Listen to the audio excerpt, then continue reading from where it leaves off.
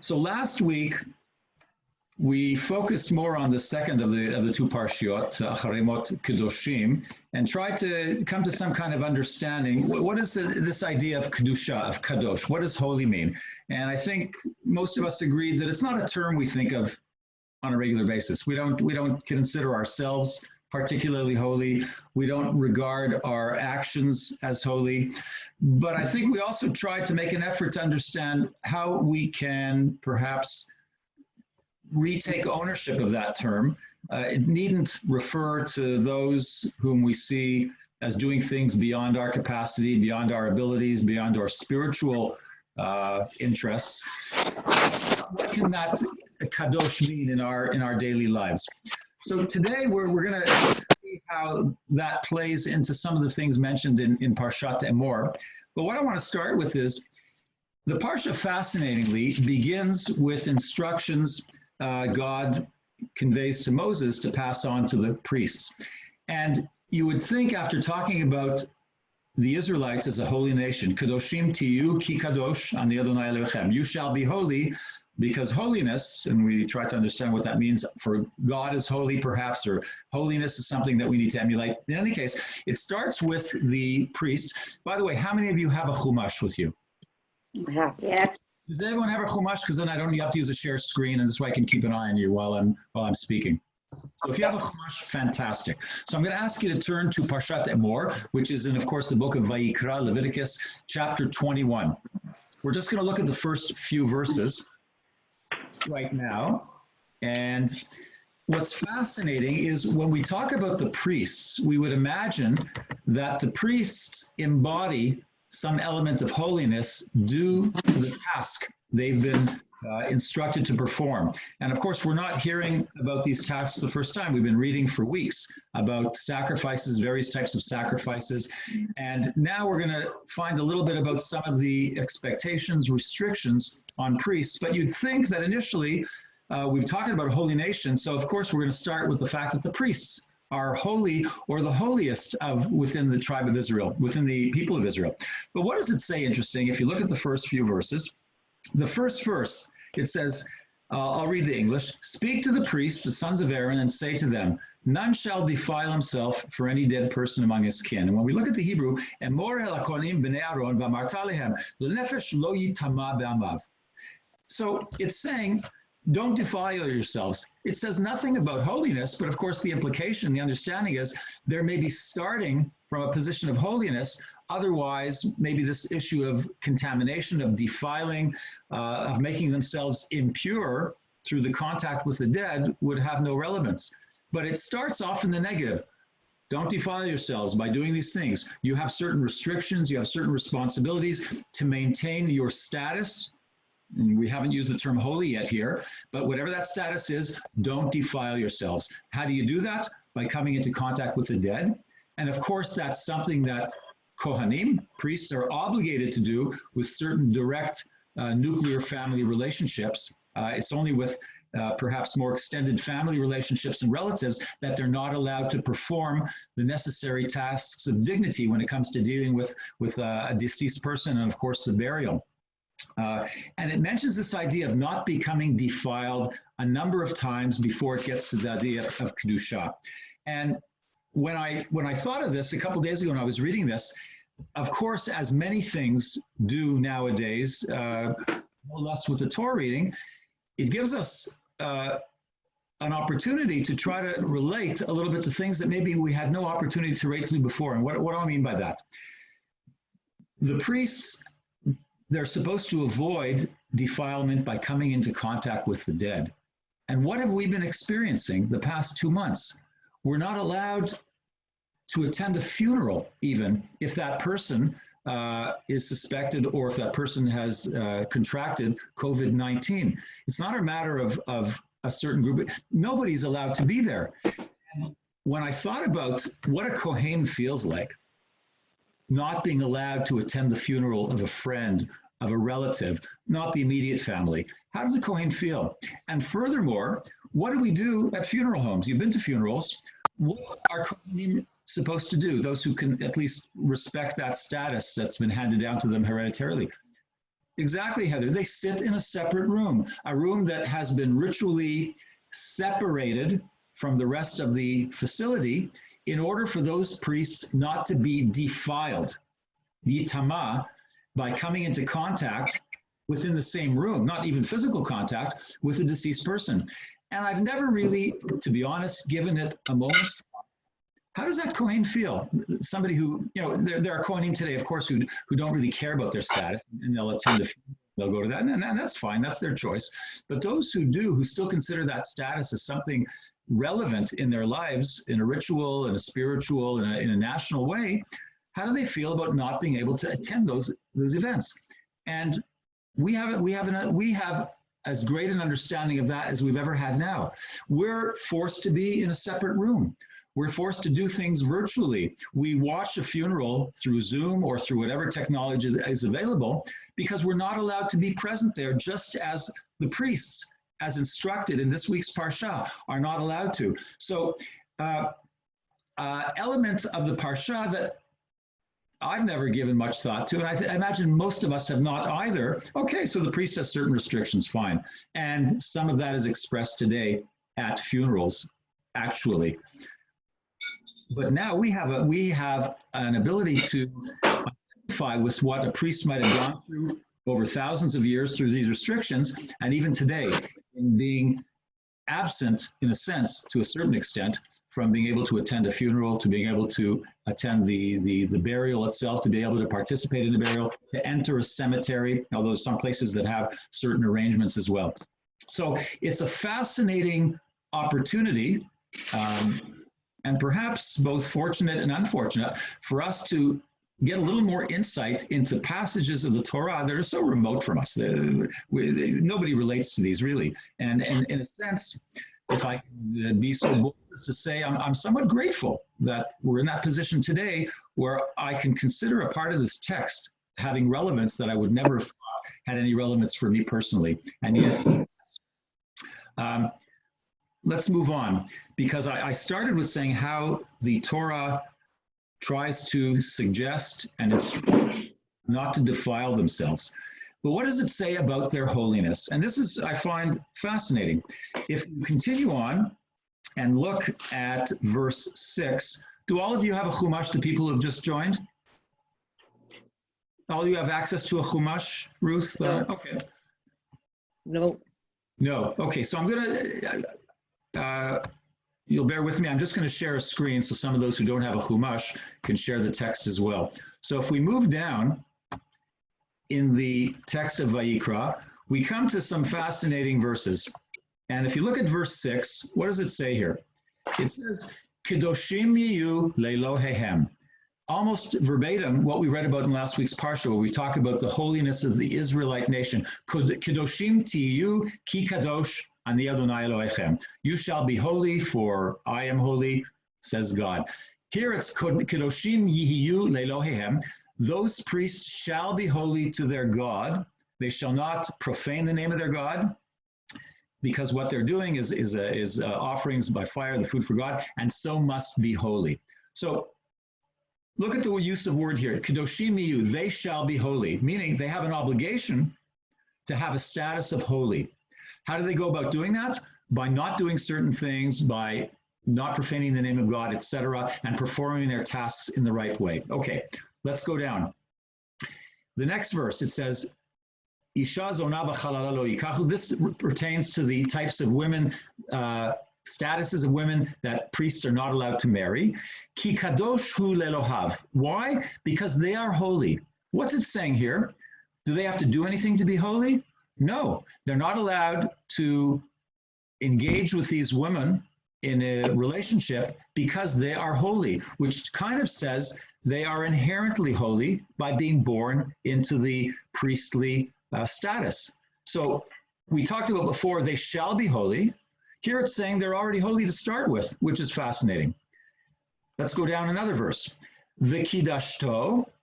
Now, who is this? You must treat them as holy. He's talking to Moses and the people of Israel because they're doing a task for God. Kadosh yelach, he shall be holy, the priest. Ki kadosh, again, this frame of, because perhaps I, God, am holy, Ani Adonai Mekadishchem.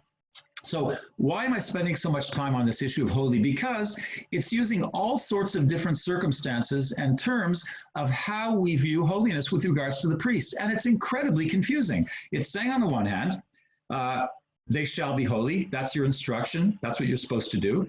It says they are inherently holy, probably because they were born as priests. So they have a holiness that perhaps is attached to them because of their birth, because of the task that is upon them, whether they choose to do it or not, in a sense.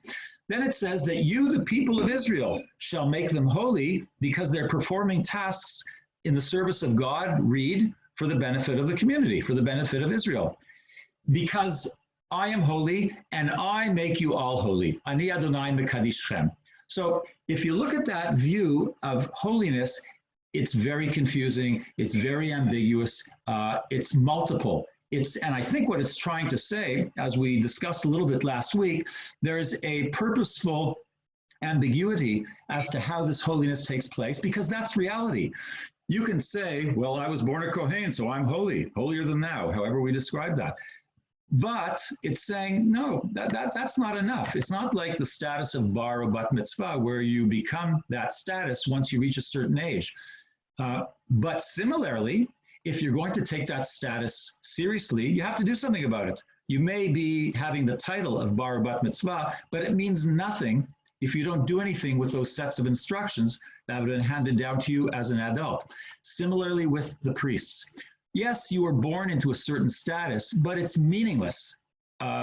It has no relevance whatsoever if you don't perform your tasks, if you don't refrain from marrying certain women, if you don't restrict yourselves from certain behaviors and acts, i.e. coming into contact with the dead under certain circumstances. If you don't do what you're supposed to do as a priest, you have no status in terms of holiness, because the bottom line is, at least here, and we'll take a look at that later, the Kidashto, it's the people of Israel who give you holiness. Ani Adonai Mekadishchem, and it's God, I, who give holiness relevance in the national context. So without that partnership in developing and sustaining holiness, holiness has no real measure, no real relevance, and no real significance. Now, we're going to come back to that in a slightly different context. But I'm going to leave the priests for now, because that is perhaps a limited interpretation and relevance for the holiness. And I'm going to go on to something else in the Parsha that perhaps you're much more familiar with. What else do you recall? And I'm going to, if you want, just take yourself off mute to answer. What else does the Parshat Emor talk about more than anything else, really? Holidays. The holidays, exactly. Okay, so how do we relate to holidays? What's the essence of a holiday? How do we define a holiday? I'll leave that rhetorical for now. You don't have to answer. We often talk about a holiday as moed. And there's, of course, a phrase. Let me get the right verse here. There's a phrase that describes this quite clearly. If we look at this, and this is something we read, it's in our liturgy as well as a quotation from the Torah. This is in Leviticus, Parshat Emor, chapter 23, verse 4.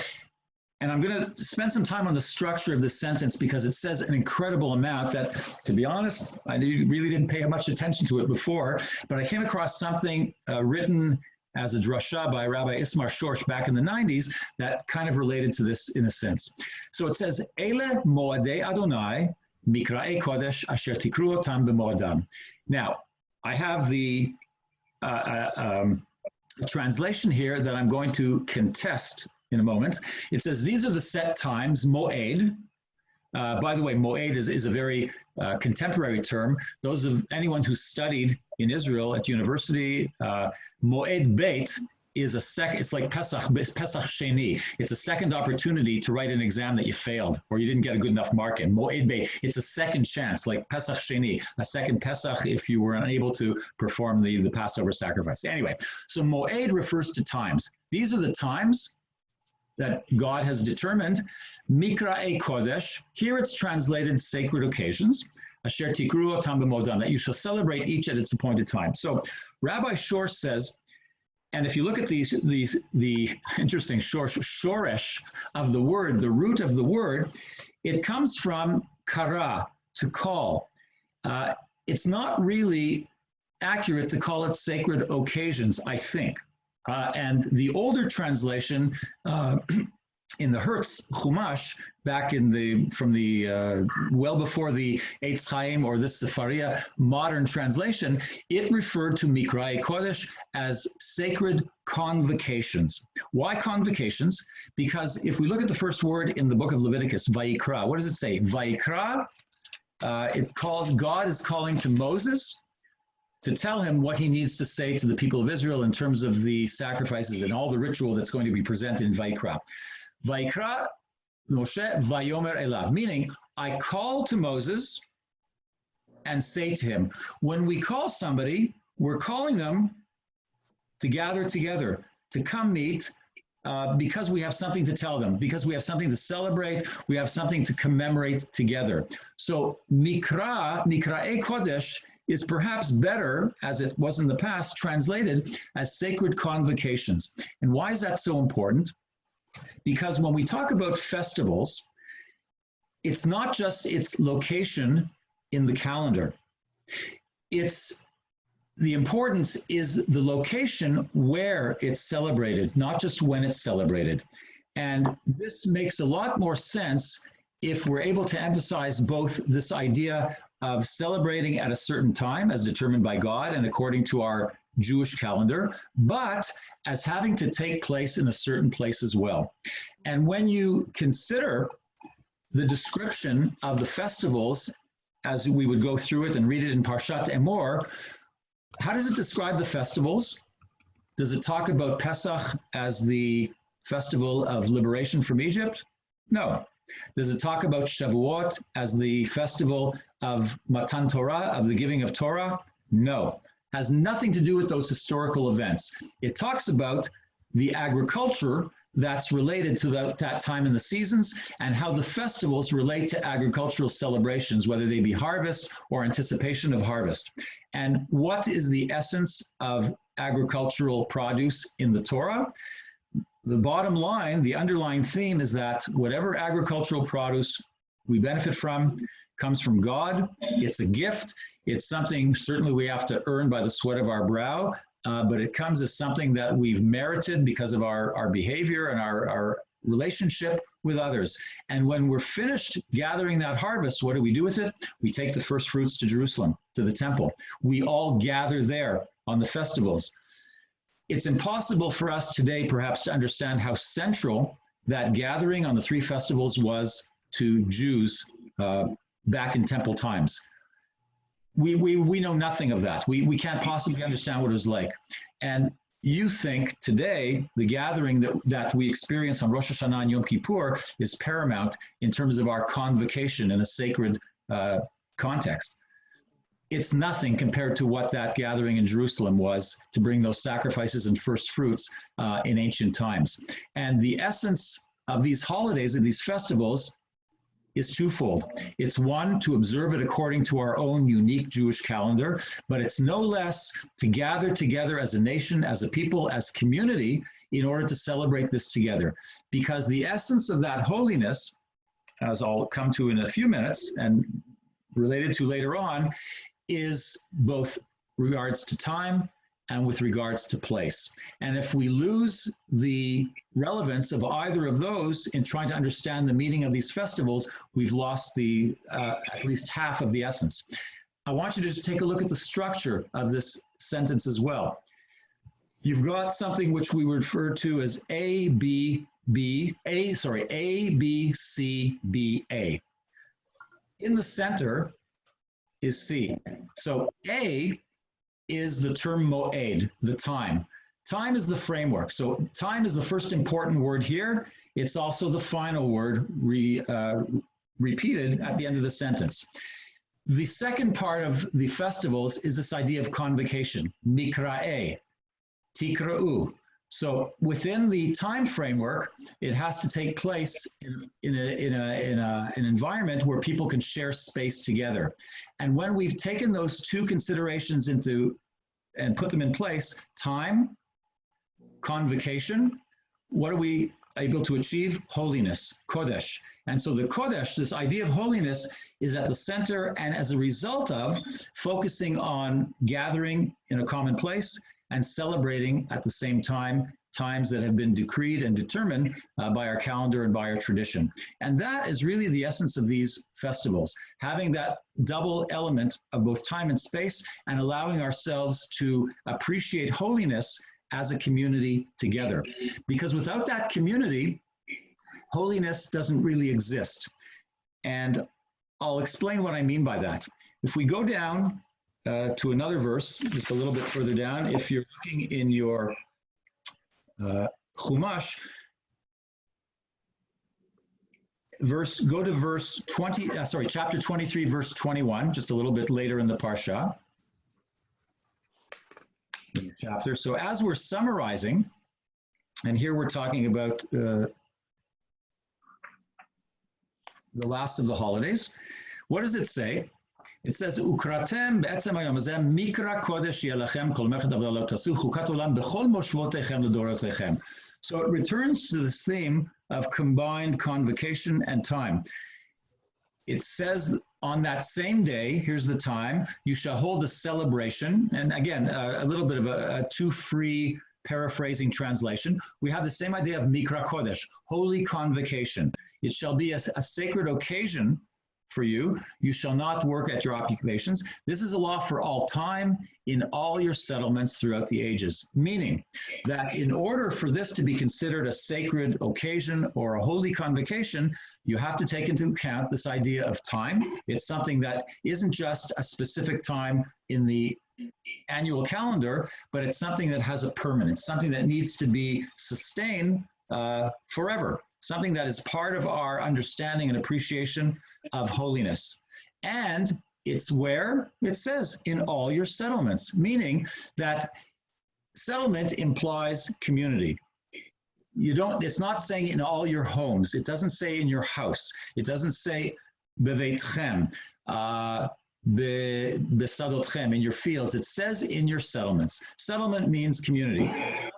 People living together, people sharing an experience, and perhaps using that term here in a realization that not everybody every year is going to make that pilgrimage to Jerusalem to offer their first fruits sacrifice.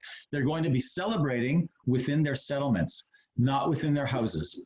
Look, people live out on their own. People live in an estate way out in the country on their own, and certainly it exists that people celebrate and commemorate festivals on their own. But if you want it to have this meaning of a sacred occasion, then it has to be something that's shared in community. Without that community, it doesn't have the same, I won't say it doesn't have any, but it certainly doesn't have the same relevance and degree and measure of holiness that we can achieve when we're celebrating it together.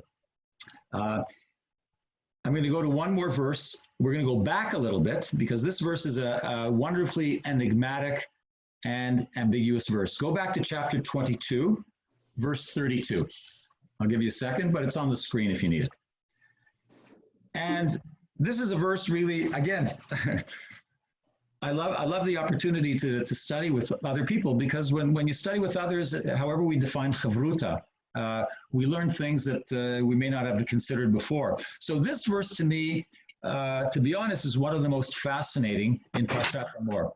So if you're there now, chapter 22, verse 32, it says, "V'lo techalalu et shem kodshi, v'nikdashti b'toch b'nei Yisrael, ani Adonai mekadishchem."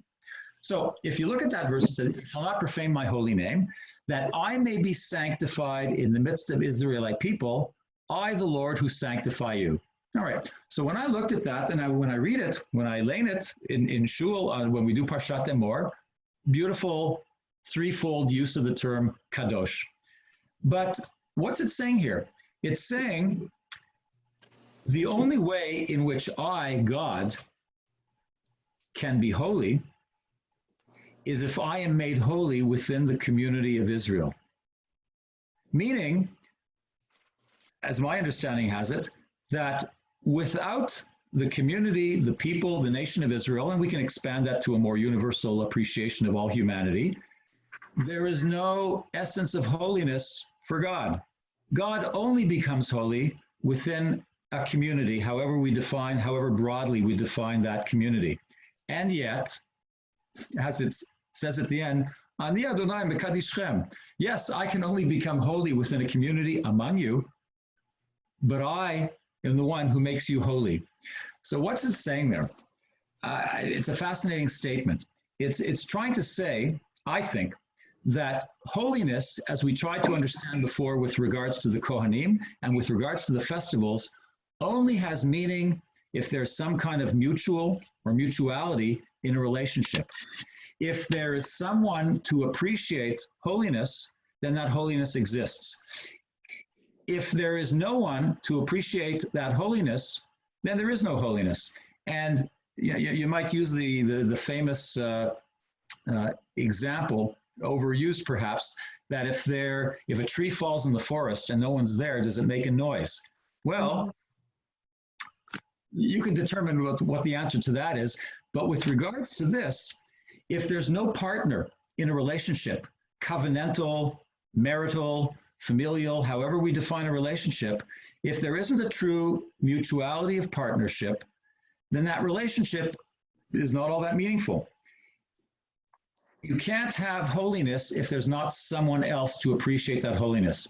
You can't have real, genuine love if you don't have a partner who's going to appreciate that love. And it's perhaps a very harsh definition of values that we cherish, whether it be holiness, love, respect. But without that mutuality, those values have no meaning.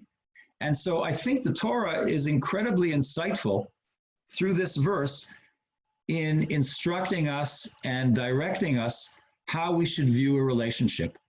God is saying, I can only be considered holy if I have somebody to share that holiness with. Even if I am a source of holiness, that holiness is meaningless unless I can share it with you, and I can thus become holy among you because of the value of appreciating, respecting, being inspired and awed by a divine being that emanates holiness, which you can share and perhaps reflect and emanate on your own towards that divine being. So I think it's talking about the covenantal relationship and the uniqueness of that covenantal relationship between God and the people of Israel and God and all humanity, I would dare say. But it's telling us about how we need to view our personal relationships as well, our community relationships. If we don't have a sense of mutuality, if we're not able to share values, those values don't have a lot. If I can't get respect from a daughter, from a partner, then there is no respect. I can feel that I deserve respect, but if there is not that sense of mutual respect, then the respect doesn't really exist. It can't be one-sided. And I know last week I talked about this idea. We understand holiness in a sense as separation. That's often the way we talk about holiness. Lehavdil, because somebody this morning brought up the idea, well, we talk about holiness with Shabbat, but Shabbat is holy because it's separated. We separate it from the rest of the week. But in a sense, that answers the same question, because in order for it to be appreciated as holy, it has to be part of a community of days. If there aren't 6 other days, the holiness of Shabbat is irrelevant, is meaningless. It's only holy in the context of its relationship and comparison within the framework of a week. Same with these holidays, these festivals. They only have a holiness in relationship and in comparison to the rest of the days of the year and in the presence of community, in the celebration of community, as this pasuk, as this verse perhaps explains better than anything else. So we often talk about the idea of gatherings and how important that is. So without this opportunity to gather on festivals or other occasions, our sense of holiness, our sense of community is greatly impacted, if not mitigated to a great extent. And certainly in the current circumstances, we're experiencing that. If I were to ask you about holiness in a time where we're able to gather, it might have more relevance, I don't know. But certainly now when we're isolated and not able to, other than virtually, share community, and company with others, it's very difficult to appreciate that essence of holiness. And we're not the only ones, of course. I spoke last week or a couple of weeks ago, I don't recall when it was, how this impacts on other communities for whom gathering in vast numbers is essential. I mentioned the special Saturday during Easter that the Christian Orthodox community gathers at the Church of the Holy Sepulchre to receive that fire that apparently comes down from the heavens and is transferred to all the other Orthodox communities around the world. So whereas 10,000 usually attend that service in the Church of the Holy Sepulchre on that Saturday, there are only a handful of priests there this year because of the COVID virus. And we should also recall that thousands and thousands of people, when security allows it, attend the Christmas Mass at the Church of the Nativity in Bethlehem. We'll see what happens this Christmas if that's something that's possible, both for security and in terms of COVID virus. And you're probably aware as well that hundreds of thousands of people gather in St. Peter's Square on Good Friday to receive the blessing of the Pope. That square holds, usually each year, 300,000 people. This year, there was nobody there. It was closed. The Pope gave his blessings to a virtual but empty square, which is something that probably is somewhat traumatic for many Christians, certainly those who try to attend that on a regular basis. And of course, coming up is the Hajj to Mecca, where it's estimated that annually about 2 million people make that pilgrimage to Mecca to circle the Kaaba and experience that once in a lifetime that they're supposed to do as part of their mitzvot, of their commandments, during the course of their lifetimes, that pilgrimage. This year, they're not sure what's going to happen with that. So when we talk about the impact of community and gathering, mikra kodesh, sanctified and convocation, we're together with everybody else in lost opportunities this year to do something that's very important to us. And of course, I didn't mention other communities of faith or culture. Certainly the indigenous community have regular powwows. They have different gatherings in their past as well, which are somewhat limited this year, of course. So everybody's impacted by the lack of ability to gather for meaningful, community-oriented and ritually and religiously oriented ceremonies. So that impacts to no small measure on the way we understand our performance of these instructions with regards to festivals. And of course, with regards to prayer as well. Yes, we virtually gather every day in the morning and the evening, and it's a wonderful experience for most of us, but it's not the same. It's not the same as being in the same space as the Torah clearly instructs. And it's interesting, and with this I'll perhaps finish and give you an opportunity to offer some comments or thoughts or questions, whatever. Think of what we say, or we don't. We're already there and we don't say this every time, but occasionally, what are we supposed to say when we enter a house of prayer? Anyone know, what are the words we say when we enter a house of prayer? Admiring the beauty of this house. Matovu ohelecha Yaakov, mishkenotecha. How beautiful is this? And at the end, perhaps a phrase that we don't sing or chant at the beginning, it says, Vani tfilati lecha Adonai et ratzon. It says, as for me, may my prayer come to you, O Lord, at a favorable moment. So what is that favorable moment? In the Talmud, in Brachot, it asks, so what constitutes an acceptable or a favorable time? And it says, the moment a congregation is assembled for prayer. That's the time when prayer is going to be meaningful, meaning that this idea of a holy experience, a significant experience, takes place best when a congregation of people is ready, prepared, and committed to coming together, whether it be for prayer, whether it be for a festival, whether it be from some other community event that has a relevance and a significance and a spiritual importance to that community. So what I've tried to do through Emor this time is to try to get a better understanding of what these festivals are all about. How do we appreciate and enjoy and see the potential that these festivals have. And I think my understanding has been that we often talk about its place in the calendar, but the calendar location is not sufficient. We have to talk about physical location. Physical location meaning a place where people are prepared, committed to coming together. Ideally, perhaps in Jerusalem in the past, in a synagogue, but not only. The idea is coming together. Any location is made important and significant and perhaps holy the moment people come together for some worthy purpose, whether it be in a synagogue or elsewhere. And for the time being, we're going to settle for virtual gatherings and convocations, and hopefully all of us can consider that something that is a sanctified convocation, a mikra kodesh, and we'll continue to see it as such until we have the opportunity to reconvene in a formal physical manner. So if there anybody has any questions or comments, I'll get rid of the share so we can all see each other again. Please feel free. The numbers are small, so just unmute yourself and speak. Israel, go ahead. Oh.